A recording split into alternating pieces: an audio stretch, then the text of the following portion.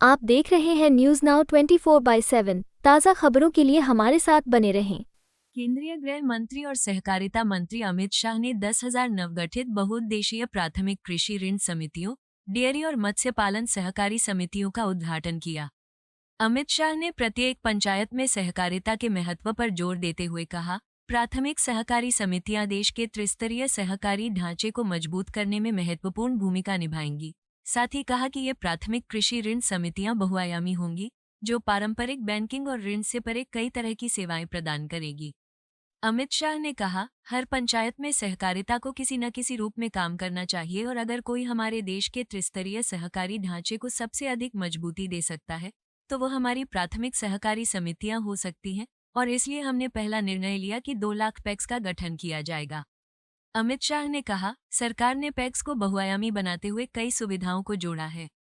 हमने पैक्स को बहुआयामी बनाया, उन्हें भंडारण से जोड़ा, उन्हें खाद के वितरण से जोड़ा, उन्हें गैस वितरण से जोड़ा, उन्हें उर्वरक वितरण से जोड़ा, उन्हें जल वितरण से जोड़ा। वे सामुदायिक सेवा केंद्र भी बन गए। रेलवे बुकिंग भी वहां की जा सकती है, एयरलाइन बुकिंग भी गांव से ही की जा सकती है और हमने कई सुविधाओं को पैक्स से जोड़ा है। आज के इस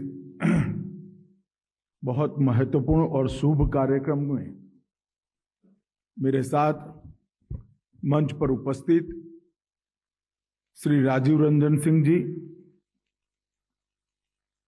पशुपालन, डेयरी और ग्रामीण विकास के मंत्री, मेरे दोनों साथी श्री कृष्णपाल जी, श्री मुरली महल जी, जो सहकारिता मंत्रालय में मेरे साथी हैं, श्री अभिलक्ष लिखी जी, श्री आशीष भूटानी जी, सुश्री वर्षा जोशी जी, साजी जी और डॉक्टर मिनेश शाह जी, और आज इस सभागार के अंदर उपस्थित सहकारिता से जुड़े हुए सभी तीनों क्षेत्र, कृषि, मत्स्य पालन और दुग्ध उत्पादन के साथ जुड़े हुए प्यारे किसान भाइयों और अनेक सहकारिता समिति के मेरे प्यारे कर्ता धर्ता भाई और बहनों,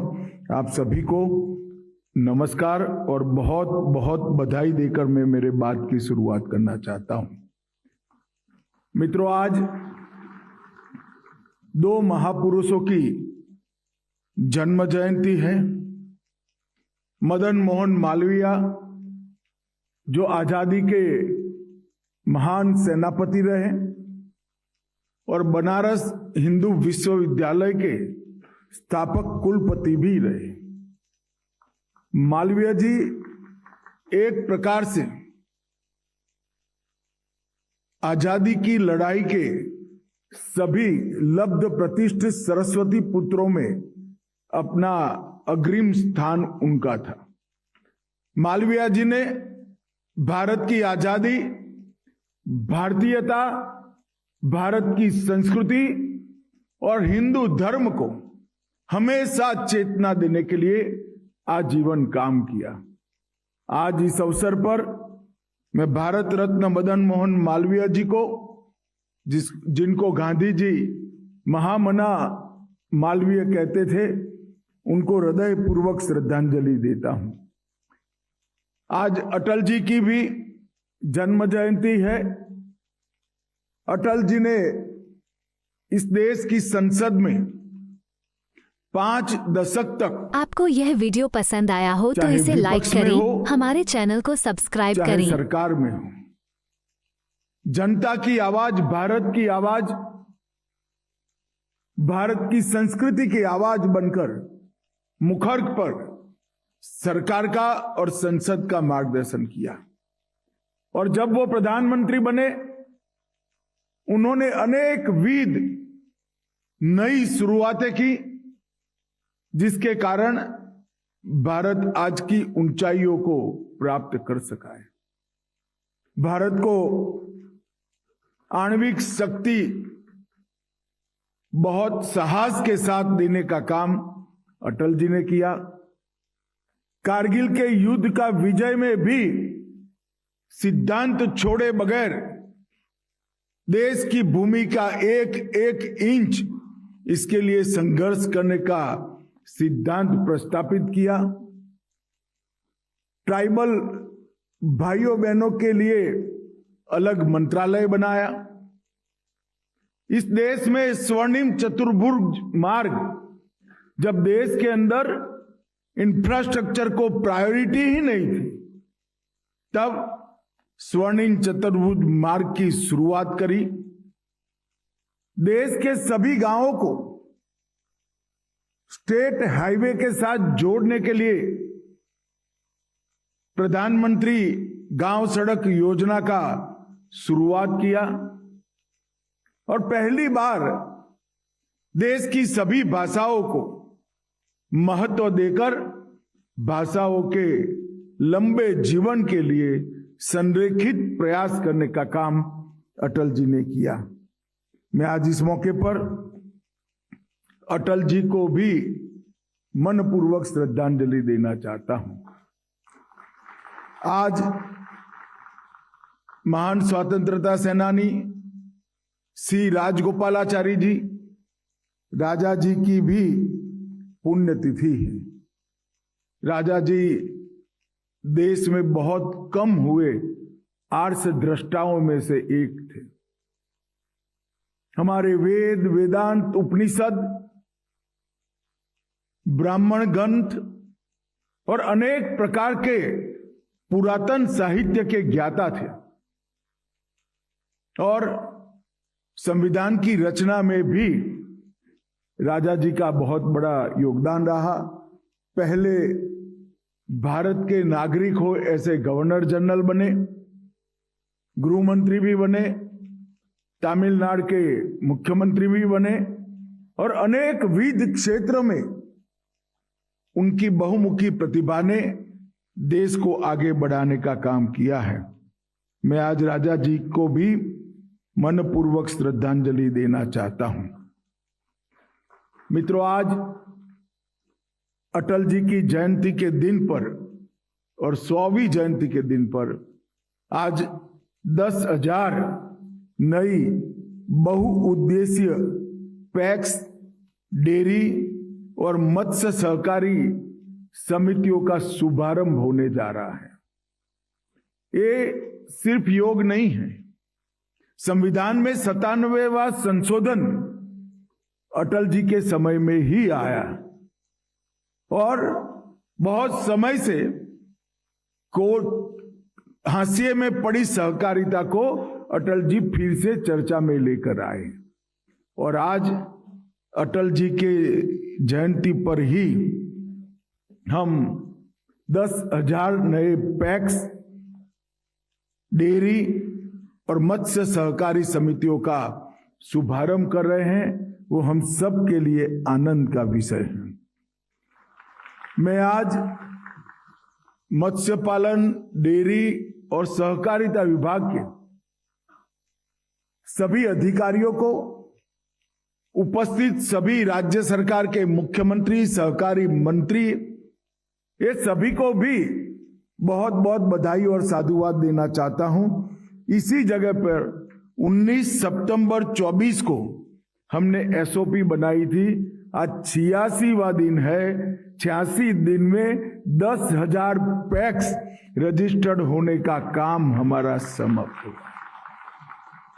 जब मोदी जी ने सहकारिता मंत्रालय की रचना की, उन्होंने सहकारिता मंत्रालय को एक ध्रुव वाक्य दिया, सहकार से समृद्धि। और सहकार से समृद्धि तभी आ सकती है जब हर पंचायत तक सहकारिता का वजूद हो, सहकारिता की प्रेजेंस हो। हर पंचायत में कोई न कोई स्वरूप में सहकारिता काम करे। और हमारे देश के त्रिस्तरीय सहकारिता स्ट्रक्चर को अगर सबसे ज्यादा स्ट्रेंथ कोई दे सकता है तो हमारी प्राथमिक कोऑपरेटिव सोसाइटीज दे सकती हैं। और इसलिए सबसे पहला निर्णय हमने करा था कि 2 लाख पैक्स बनाए जाएंगे। इफ्को ने एक सहकारिता सम्मेलन किया था, उसी में मैंने घोषणा की थी कि हम 2 लाख नए पैक्स बनाएंगे और आज इसका बहुत अच्छी गति से शुभारंभ हो गया। नाबार्ड, एनडीडीबी, एनएफडीबी, ये तीनों ने ये 10,000 प्राथमिक कोऑपरेटिव सोसाइटी रजिस्टर करने में बहुत बड़ी भूमिका निभाई। आज यहां पर एक दूसरा महत्वपूर्ण काम हुआ है। निष्क्रिय पैक्स के लिक्विडेशन के लिए एक एसओपी जारी की गई है। हम सभी जानते हैं गांव में अगर एक पैक्स है तो दूसरा नहीं बन सकता, और गांव में एक पैक्स निष्क्रिय है, डिफंग हो गया है, तो इसके लिक्विडेशन के बगैर गांव को लोगों को सहकारिता का फायदा नहीं मिलता।